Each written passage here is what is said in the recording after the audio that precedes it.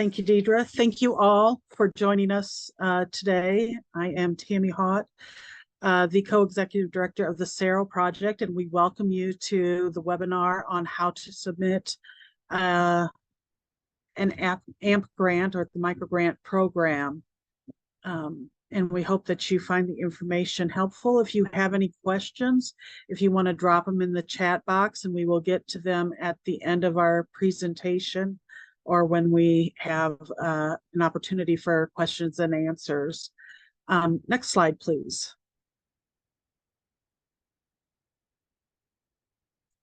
So this is a ViiV Healthcare AMP grant. And it funds organizations to operate microgranting and capacity building programs to activate individuals and organizations leading grassroots HIV outreach.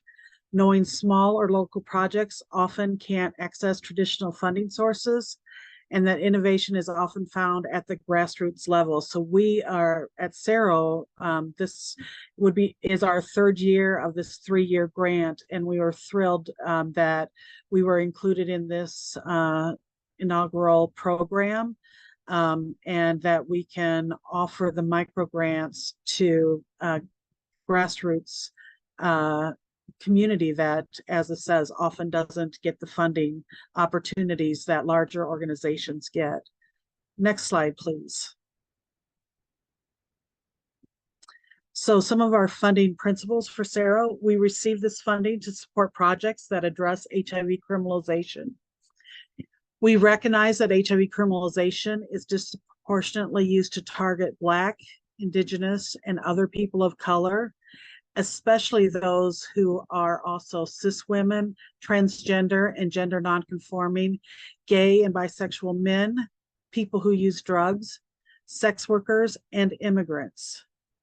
To continue to support projects that address HIV criminalization, we will be prioritizing projects and seek to strengthen advocates that center communities most impacted by state-level harm and over-policing. Next slide, please.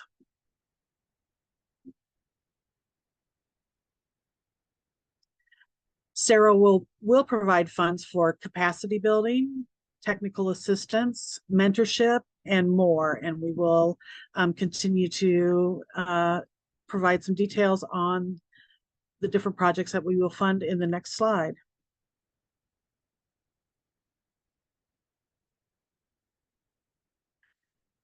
So some of the projects that we will fund are, I do that all the time. Leadership opportunities for people living with HIV and state HIV criminalization coalition work. Strategic planning meetings for state coalitions working on HIV criminalization reform. Community forums to educate community and legislators on HIV criminalization reform. Projects that promote racial justice. Financial justice for people living with HIV and HIV criminalization reform efforts, such as stipends and reimbursement for telephone, internet access, and technology are allowed in the grant parameters. Next slide, please. Some of the projects that we cannot fund in our efforts to interrupt and dismantle harmful, exclusionary, and performative programs or projects, we have developed the criteria on the following. We cannot fund lobbying efforts. We cannot fund projects that don't center racial justice. We will not fund general operating expenses for an organization, example, rent, utilities, etc. We will not fund projects that do not uplift the collective of those impacted by HIV criminalization. And we cannot fund with this grant projects outside of the United States. Next slide, please.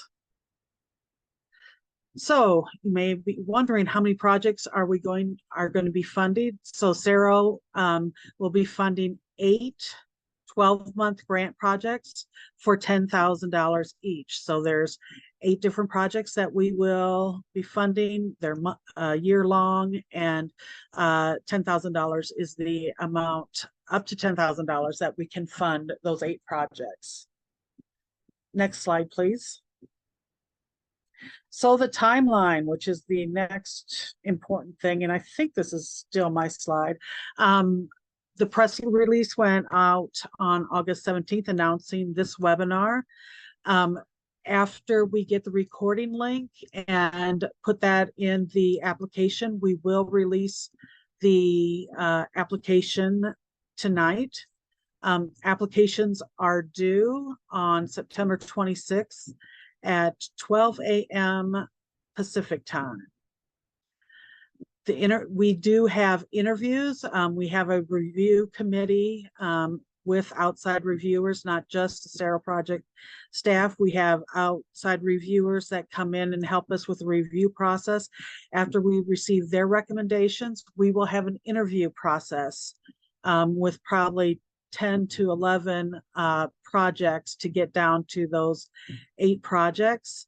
And announcement of awardees will be either October 25th or 26th, depending on how we get all those interviews in time for us to get all of our paperwork in order. It'll be the 25th or the 26th. One thing that you do need to save the date for now is if you are an awardee, November 1st at 6:30 p.m. Eastern time, we will have a webinar, an introductory webinar for the 8 grantees. So if you want to mark your calendars now, being positive that you will receive one of the grants to make sure that you're available for that important introductory webinar. And at this point, I have the pleasure of handing it off to Cindy, who will be sharing some more information. Well, thank you, Tammy. Welcome, everybody. So the question that we ask a lot, is, do I need to be a 501c3 to apply? And the answer is no. We realize that people living with HIV and grassroots organizations may not have a 501c3, and we still encourage you to apply. And if you do apply, Sero will act as your fiscal sponsor. Next slide. Expectations.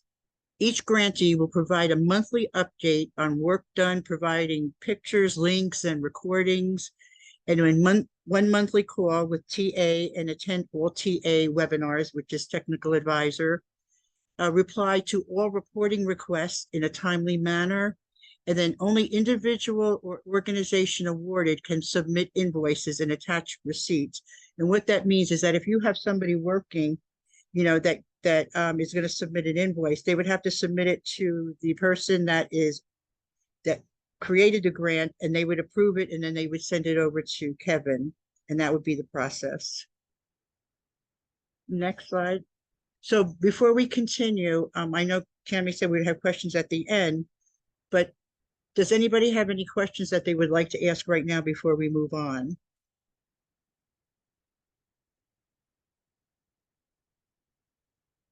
Okay, next slide. Application. So there's 9 sections to the application. First one is introduction. Second is organization, individual contact information. The third is proposal information. The fourth is a continuing of the proposal information. 5 is general constituent population profile. 6 is 501c3 only if you're a 501c3.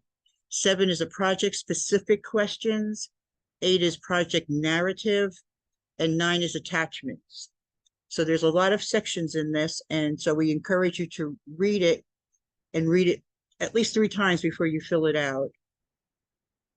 Section 1, if awarded a microgrant, please save the date. Sero staff will host an informational webinar for grant awardees, as Tammy said, November 1st, 2023 at 5 p.m. Eastern Time, 4 p.m. Central Time, and 3 p.m. Mountain Time, and 2 p.m. Pacific Time. Our staff will be explaining the grant process and the procedure and give grant awardees a chance to have their questions answered. And so reminder of projects that are not eligible for funding: no funding will be provided for lobbying efforts, general operating expenses for organizations as rent and utilities, and Sero will act as a fiscal sponsor and waive all fiscal sponsor fees unless you are a 501c3. Next slide. Section 2, organization. That would be the name, email address, and the phone number of the main contact of the grant. Next section, Section 3, proposal information. Your organizational type, total organizational fiscal year budget. Please note, if it's an individual application, please enter 0. Summarize the organization or individual's mission, 2 or 3 sentences at most, and then the geographic area served. Next. Section 4, general, is intended ages, intended gender, intended race and ethnicity. Easy for me to say. Intended socioeconomic status, intended self-identified sexual orientation, and then intended self-identified HIV status. Section 5, and this is again only for 501c3s. Upload your IRS letter of determination. Upload the most current nonprofit tax return, either a 990, a 990 EZ, or a 990 postcard. Upload most current financial statement. Upload organizational operating budget. And last, upload the list and brief bios of your current board of directors. And then Section 6, project specific. Again, the title of your project type, and there'll be choose of all that apply to it. Please enter your requested grant amount, and please provide a brief summary of your project, and it's 250 words or less. And that's not a lot of words. So what I usually do is I write a whole big thing, and then I start eliminating and making sure that at the end, it's the most important things that you want us to read. And then the next section. Am I still on mine? Actually, we were going to pass it off to Kevin. Okay. Kevin? Thanks, Cindy. So the next section is your project narrative, and we'd like you to tell us about the situation in which your current organization or yourself works in the areas that you serve, and include details about the efforts in your area, both past and current, on HIV criminalization. We'd also like to know about your organization or your history with meaningful involvement of people with HIV or AIDS, or MIPA.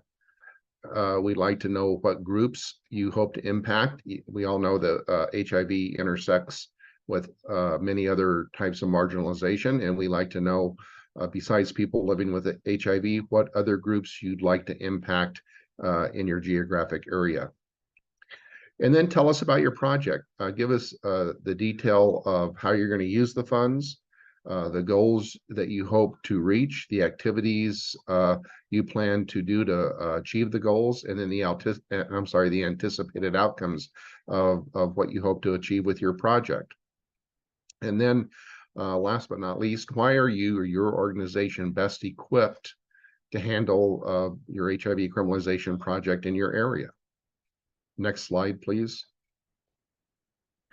And then we're going to ask you to give us just a little bit more of a project narrative. We'd like to know how the project's going to fit into you or your organization's long-range goals. And then how will the project help your efforts or your organization's efforts to achieve its future goals? And then we would love a brief evaluation plan for the project.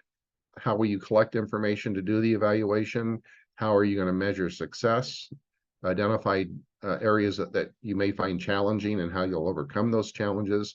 And then any opportunities that your organization may have discovered along the way. And when you're answering all of these, remember what I always have to remind myself when doing something like this: bullet points are my best friend. So never forget the power of bullet points, especially when you're trying to answer something with brief, concise answers. And then the last thing we'd like to know is how will you or your organization sustain your program at the end of the grant period? We'd really love to hear some plans of how you'll keep the project going after the grant period is over. Next slide, please. So the last section is what we'd like to have you attach to the grant. The first thing is a project budget, and we have developed a project budget for you to use. It is it's more than a budget. It is a tool where you can submit your budget. We can tweak it if your grant is chosen to get funded, if we feel it needs tweaked. And then it's also a convenient way for you to keep track of your expenses on a quarterly basis. So when you go to your TA meetings, you know, you have something to talk about with your technical advisor. And when I developed this, I kind of borrowed heavily from the POP grant budget tool that Age United uses. I feel like that is such a phenomenal tool, not only for them, but it also helped me really keep track on my grant parameters and also where I was with the grant when it comes to the money. And both when you get these slides and when you get when we release the application, you're going to see that when you go to download anything that we ask you to download and complete, whether it's the budget or the other items we'll touch on here in a minute, we have set these up where they are forced copies. So when you hit the link, you're going to be taken to a screen that's going to ask you if you want to continue making a copy. And then what that does is it makes a copy that is unique to you or your organization. And then you won't be manipulating someone else's budget tool while you're completing your own. And again, if you have any questions, when you get to that point, please reach out to any Sero staff and we'll be happy to help you any way we can. The next section, and this is a little redundant, we're going to ask you to upload a current audit, a current profit and loss statement, or a budget. And if you are applying as a 501c3, it will be redundant because you've already done this in the 501c3 section. But if you're not a 501c3, this is where you'll upload your budget.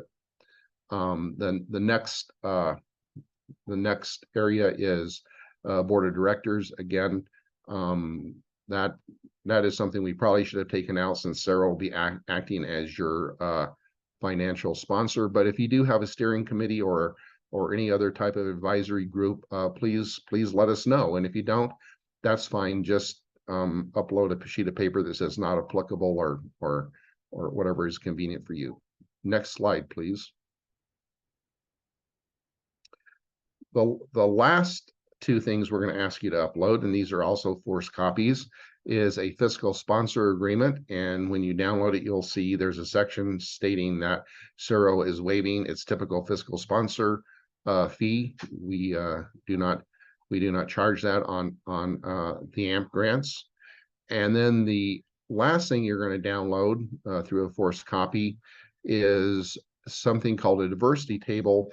And this is something that we feel is important, because we all know no matter how much we work at making sure we have a complete table of all voices living with HIV and how they get impacted, that is work that never ends, and we can always do better. No matter how well we feel we've done, we can always work to make that better. Next slide, please.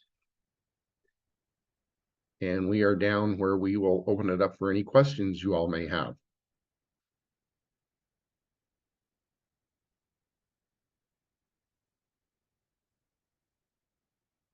Okay, hey, how you doing? This is Andrew.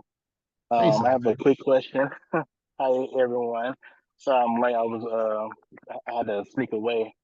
So my question is, you mentioned about a 501c3 for a organization, but of course it was mentioned to me. Someone mentioned that I can maybe apply for this grant I know there's criteria, and of course I did miss it since, the fact I'm late. So how could I apply for it, or for what? What use could I use this grant for, pretty much? Because the only thing I do, the reason it was mentioned to me, because as some may know, I do this virtual podcast. regarding, about different topics. I've done the HIV criminalization education and other topics too, and they mentioned this as well. Maybe I can do this grant as well. So I'm trying to figure out how would they actually fit or why, because I don't know. I was doing it just for fun, the podcast. Deidre, if you could go back to slide 4, I think that would help Sanjay with the projects that we will fund through this. And while she's going back to that slide, Sanjay, you do not need to be a 501c3 to apply. Sero, when we wrote this grant and was when we got it from ViiV, we wrote fiscal sponsor fees into the grant. So we will act as your fiscal sponsor for no fee. So you get the full amount of the grant proceeds and can do the project that you put in the grant. Okay, awesome. Go back just a little bit more, Deidre. It's slide 4, the projects that we will fund. So one more, there we go. So, oops. Sorry, y'all. Hold on 1 second. Deidre, stop messing up. I tell you what, I've been fighting with closing tabs when I don't want to, and other times I can't get them to go away. So projects we will fund are leadership opportunities for people living with HIV in state HIV criminalization coalition work, strategic planning meetings for state coalition working on HIV criminalization reform, community forums to educate community and legislators on HIV crim, projects that promote racial justice, and financial justice for people living with HIV and HIV criminalization reform efforts, such as stipends and reimbursements for telephone and internet access and technology.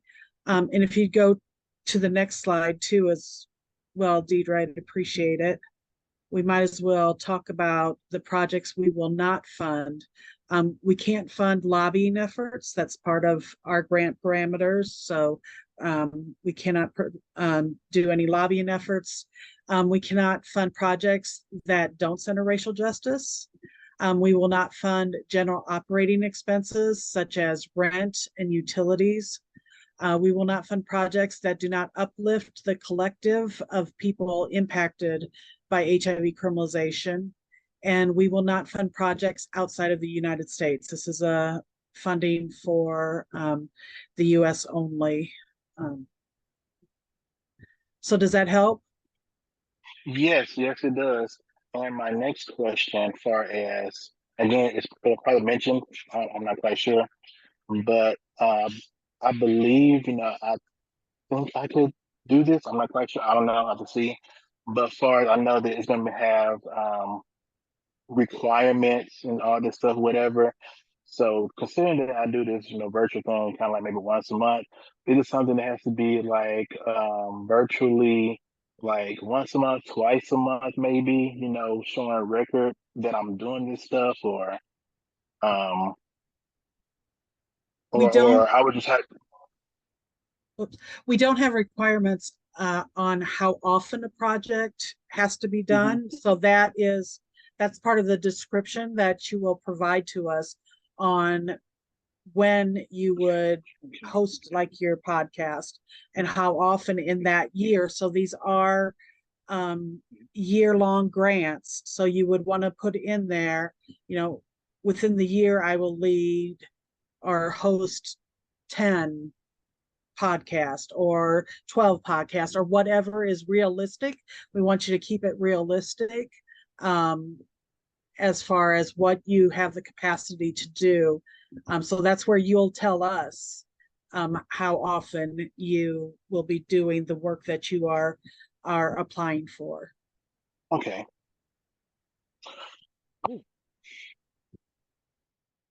Thank you for those great questions, Sanjay. Does anyone else have any questions? And just to let you know, we are recording this. So after we get the recording, we will put that link on the application, and then we will send the application out to everyone who is registered and who is here tonight. So you can go back and review if you missed anything as well. But please let us know either in the chat box or Marcella, I see your hands up. Hi everyone. So Tammy, I do have a question regarding the demographics on this. Is there like a specific demographic age group that we have to target? Are we also able to target like the kids and youth demographics within our projects? I'm trying to think if we don't have any restrictions. We do ask what demographics your grant, who you're going to reach out to. We do have it here just because on here 18 to 29 is the youngest, but I don't think for this grant, just because we copied the intended ages from other grants, I don't know that, and for any in-person meeting, we usually require 18 to 29 to be in person. But Cindy or Kevin, can you help me with this? Do we have the restrictions that it has to be 18 and above with our grant perimeters, what we signed up for? Do you know? I was doing a pregnant pause, hoping Cindy would come on first. But as far as I know, we do not have any parameters.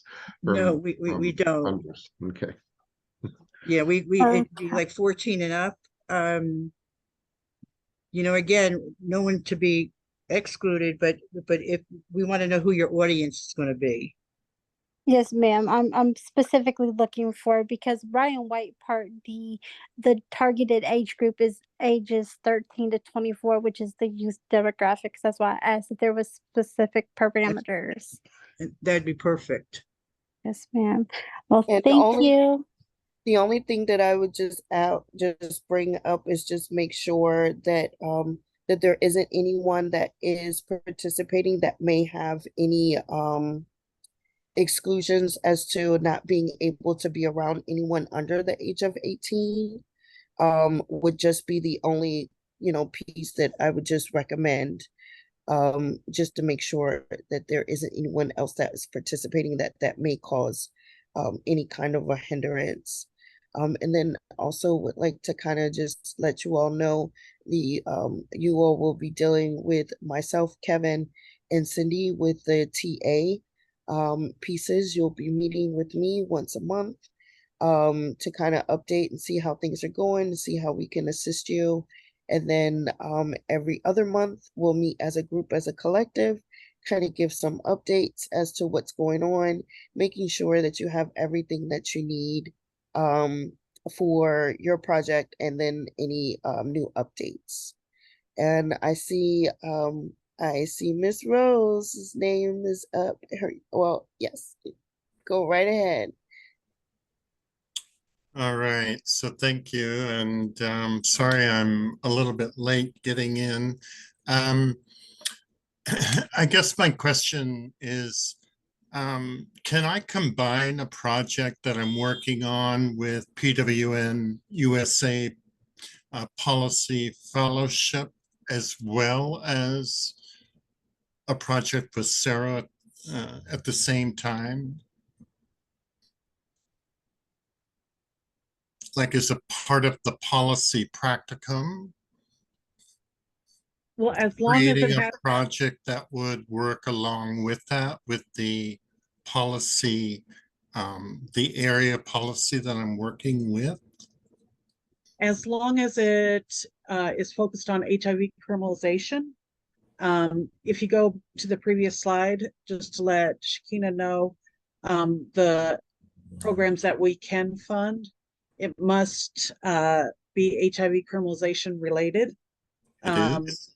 And that's so I look forward to reading your proposal. I mean, as we said, we have the different questions on the application, and then you would provide the details in the budget as well on how the funding for the AMP grant would be spent, which would be our priority, is to know how you would spend the 10,000 if you were awarded an AMP grant or up to $10,000. Okay, thank you, Tammy. Absolutely. Great questions.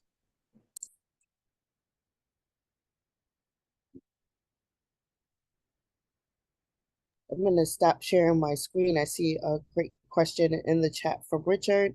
If we could share some of the previous projects you have funded and some of their successes. The one great one that I mean, there's all of them have been great. I have to be honest.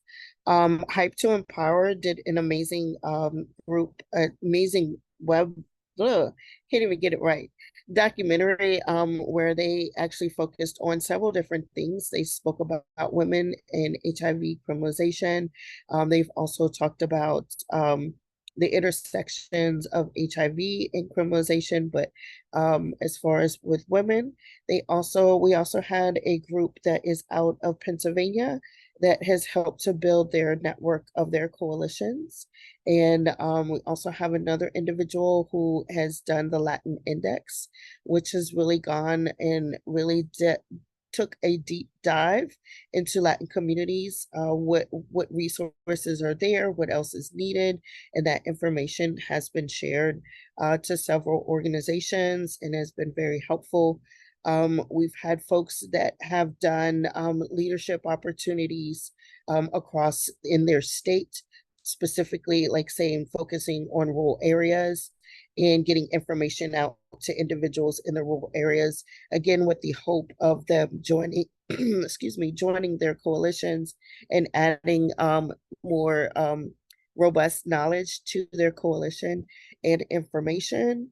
Let's see what else. All of this, that's the issue. We've had Tennessee who's come through and they have some new co-chairs. They were able to obtain some new co-chairs in the process. And those are just a few. And staff, if there's any others. Oh, one of my other, I mean, they're all my favorites is the issue. Indiana, the HIV modernization movement, they actually did a advocacy training. That they did a 6-week training, and they got, I believe it was about 12 individuals from across their state. And they did advocacy training for those of us that may have participated in the policy fellowship, whether it's through PWN or the the Sero Project Justice Institute, almost said our nickname. They did one of those where they talked about advocacy, what it is. They've talked about how to present and move forward with speaking with legislators, political climates. They've had different guests to come in and speak. Those are many of the, what now we've funded now 16, I think, projects over the last 2 years that have come about. And again, one of my other favorites, Arkansas. We have someone who's actually started a clinic that is doing needle exchange, syringe exchange, HIV testing, and is working with the legislative process in Arkansas. So they really run the gambit of a little bit of everything. And Sanjay, we have had someone who has done podcasting and has done that across several different formats and have gone to several different places and spoke about HIV criminalization and the impact of HIV in the area that they're in. So those are just a few, and we're fully confident that you have a lot more to bring to the table and are going to make this process even more difficult because we can only fund 8, but we're just glad that you all are here and excited to be here.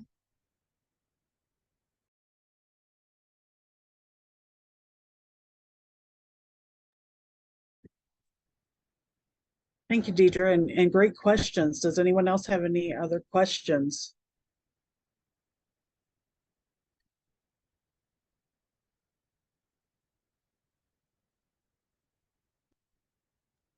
One part I would also like to add is that we have had several individuals, this is their first time applying for a grant, and they have received a grant. So if I noticed there's a little trepidation in the chat, there's a little hesitancy.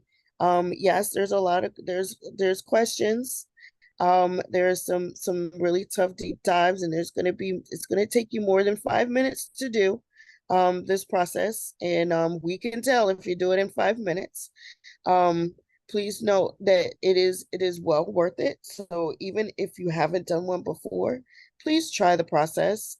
We really try to make sure that the process is the same and similar if you were to apply for, excuse me, a grant anywhere else outside of this. It just so happens that this is community led and driven. So if you were to apply directly from a ViiV, because I know ViiV's going to be throwing out some other grants later on this year. So if you were to apply, expect the same and similar process that you have here, and as well as the TA that you would receive with us. It should be the same and similar if you go anywhere else, if you happen to find any additional funding from any other resources. And if not, tell them to come and talk to us, because we really try to make sure that you are informed and you have all of the information that you possibly can to be successful in your project. Shakina? So I have a project that I'm working on that's outside of the scope of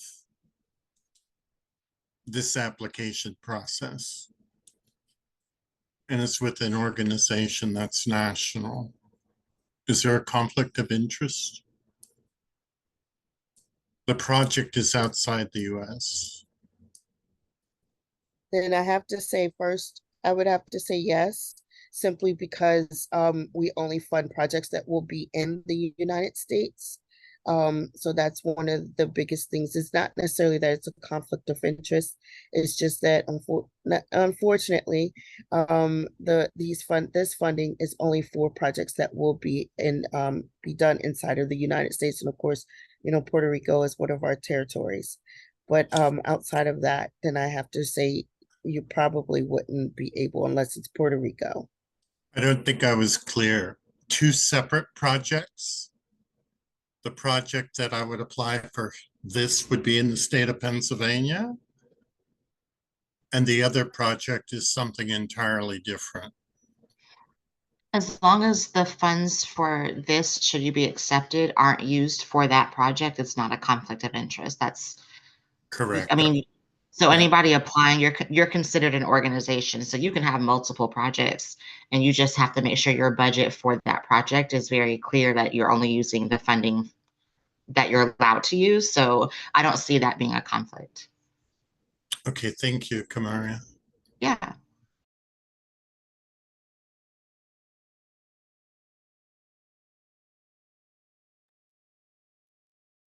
Great questions. Anyone else? If not, we are always more than happy to give people some time back in their day and their evening. Like I said, once we get the recording link for this, we will be putting it in the application and releasing the application. So be on the lookout for that later tonight or tomorrow, first thing when we have time to get that out.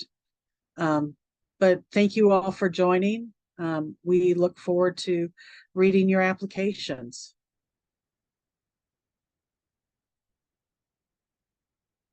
Have a great night.